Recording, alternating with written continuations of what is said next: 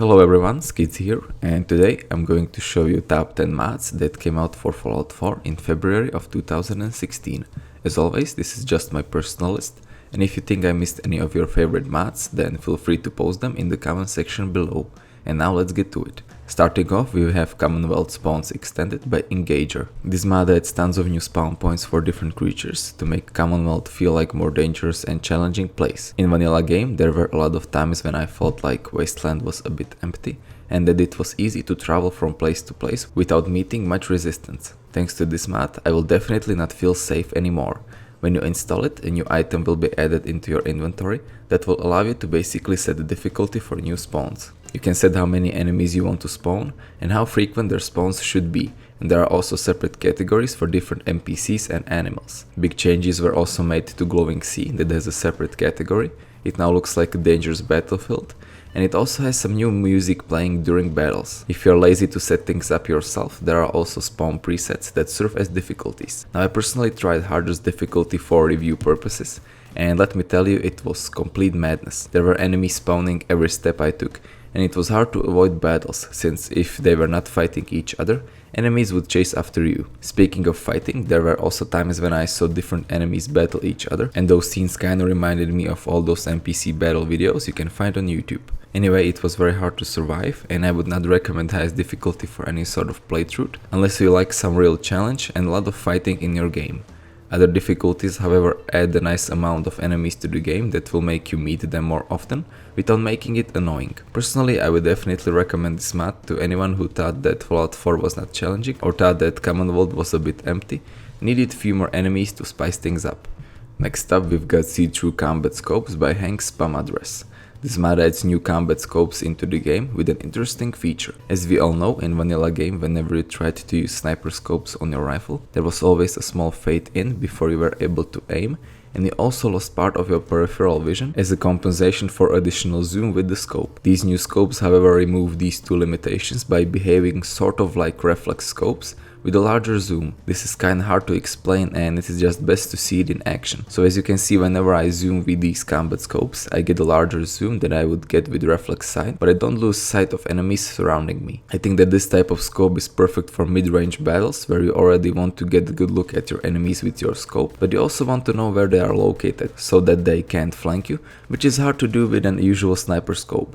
Now you can craft these new scopes at Weapon Workbench under Scopes category for a large variety of weapons. I personally tested them out on revolver, combat rifles, and on Gauss rifle, and they worked very well on each one of them. There are two versions of scopes available. One has 2.5 and other one has 4 times zoom. You can also use these scopes as replacers for short scopes, or you can also install them as standalone modification. If you don't like reticles on scopes, you can change those as well. Overall, a very nice addition to the game that adds additional variety to combat. And if you're using any sort of mid-range weaponry, or you just like the overall idea of these scopes, then this mod is definitely for you. Moving on, we've got Where Did I Put That by OctaviusSentibar. This is a relatively small but useful mod that recently caught my attention. It adds a bunch of sticky notes into the game that allow you to mark containers with them. So basically, if you put all of your synth armor into one storage, you can now mark that storage with synth armor sticky note. Personally, I think this is a great idea, especially for hoarders like me, who just take everything they can find and store it at their home base. Until now I only put everything into one container, but with this I will finally start to sort out my items. There is a lot amount of different sticky notes that you can use, and you can find one for basically anything, ranging from armors to weapons. One thing I have to mention though, is that for me at least some sticky notes did not work on some specific containers, and I just couldn't snap them together. But for most of them they should work without any problems. So if you are a hoarder and you always forget where you've put that sweet armor that you're never going to use, then this mod might be exactly for you. Coming up next, we've got Bullet Time by Registrator 2000. This mod, just like its name says, adds a standalone bullet time mode into the game. It works similar like bullet time in Project Nevada for Fallout New Vegas. When you activate it using specific hotkey, it will slow down time while consuming your action points. This ability is of course very useful in combat, since it allows you to aim at enemies in slow motion, which makes it very easy to take them out. Now I know that slowing down time is also possible with Jet in vanilla game, But that is only an effect of drag that isn't a separate feature like this mod. When you install bullet time, a new item will be added into your inventory where you can set it up. You can configure how many action points will it consume per second and also how slow will the actual bullet time be. I personally think that default setup, which is as slow as Jet, is pretty fair, but you can also make it as slow as Bats. That is a bit overpowered, and in my opinion it makes game way too slow, or on the other side there is also somewhat slow setting that only slows down game a little bit. Bullet time is also a great alternative to before mentioned Watt system for people who think it is too strong but also want to use their action points in battle. So overall a very good mod that adds a must-have function, at least for me, into the game that I would definitely recommend. Now let's take a look at Rebel by LordOfWar. This mod adds a new standalone armor into the game. You can obtain it by crafting it at Chemistry Station under Utility category. This armor is very popular on Nexus right now, reaching almost 2,500 endorsements in a week, and I think it deserves all the attention it gets. Of course it comes with custom textures and model. Texture job is superb, there is a huge amount of small details on surface of this armor, and there are also lots of accessories on it, like the knife near the shoulder or ammo belt on your chest. There is even a small pistol holder on side of your leg and some other pretty details that modder created. When it comes to its model and design, I liked those as well. This armor kinda reminded me of Division outfits, which also happens after Apocalypse, and of course Rebel fits in Commonwealth Wasteland as well. For me it had that homemade and always prepared feeling. All parts of armor are also separated, so if you only want to wear hood or mask armor, or if you want to mix different armor parts with Rebel, then you are free to do so. And that is basically all there is to say about this mod. A great looking lore friendly armor, and you should go ahead and check it out. Next up we've got NorthlandDiggers Crafting Resources Jobs by Ludwig08. This mod adds a bunch of new scavenging stations where you can assign your settlers, and after 24 hours you will get some resources from them.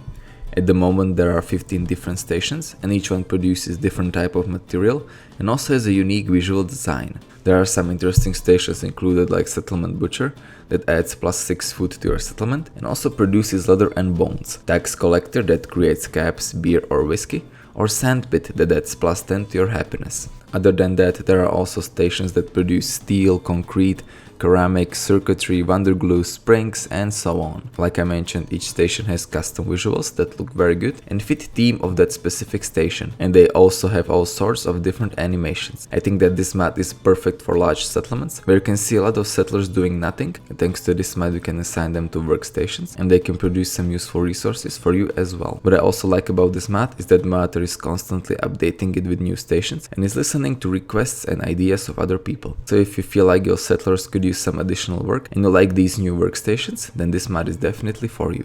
Coming up next we've got M79 Thumper Grenade Launcher by DD Productions 83. This mod adds a new weapon into the game. You can obtain it by crafting it at Chemistry Station under Utility category, and you will also need level 4 of Demolition Expert and level 3 of Science perk, and you can also craft ammunition for it here as well. Now there were tons of great weapon mods that came out last month, but I only wanted to feature one, and this one is my personal favorite. It is a grenade launcher that comes with custom model and textures. With newest update it has 4K textures that also have tons of other small details on them, especially like the wooden part of this weapon, and depending on what sort of ammo they use, their color changes as well. Model looks great too, and I think that modder did a very good job on it. Now I'm not 100% sure if there are any in base game, but I personally never saw any grenade launchers, so I was very happy when I saw this mod. Anyway, as I mentioned before, there are different types of ammunitions and fire modes for this weapon. You can change them at weapon workbench, and you can choose from plasma, cryo, classic grenade ammo, and when it comes to fire modes you can either use the usual one, bouncing grenade style, or you can also have mirror grenades that are extremely dangerous and fun to play with. Different ammunition types are also interesting, and I had a lot of fun, especially with cryo ones. In combat it was of course extremely good, and it just destroyed any kind of enemies I used it against, and it made surviving with Commonwealth spawns extended a lot easier. So overall, a very nice powerful weapon with tons of interesting functions and modifications that I would definitely recommend. Moving on, we've got Insignificant Object Remover by Acolyte85. This mod, just like its name says, removes useless small objects to increase your performance. Most of the objects that were removed are stones, concrete, twigs, and other various clutter from road, dirty terrain or places around water that were barely noticeable, and I don't think you will see a huge visual difference without them. Removing them, however, will significantly increase your FPS by around 10, and I think that is a very nice trade-off for a few stones and branches. Thanks to this mod, I was able to use EMB without any major FPS drops, and I think it is a very useful mod to have. And there isn't really much to say about this mod. As you can see on screen, there are only small changes in terrain in exchange for stable game. So if you're having any problems running Fallout 4 on your computer, or if you're not satisfied with your FPS and you want to increase it, then this mod is definitely for you. Now let's take a look at the Reverb and Ambiance Overhaul by MM137. This mod is sort of a sound enhancer that mainly focuses on ambient and reverb sound. It adds ambient sound to places that did not have them before and fixes some other problems with ambient sound as well. It also increases or in some cases decreases the amount of reverb certain sounds produce, for example weapon sounds. Other than that, it also makes different types of rooms behave differently to sound. So in vaults and caves you can now hear echo, while wooden rooms are a bit muffled, and it also changes sound of frag grenade. Anyway, this mod is kinda hard to explain, and it is best to just hear it in action.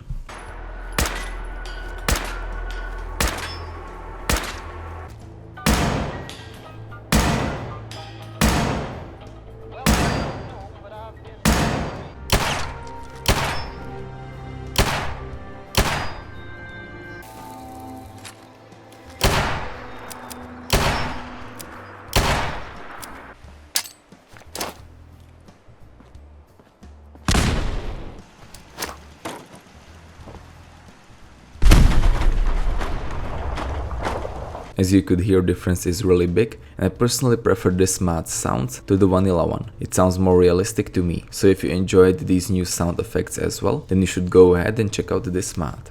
And finally, last but not least, we've got Place Everywhere by TheLich.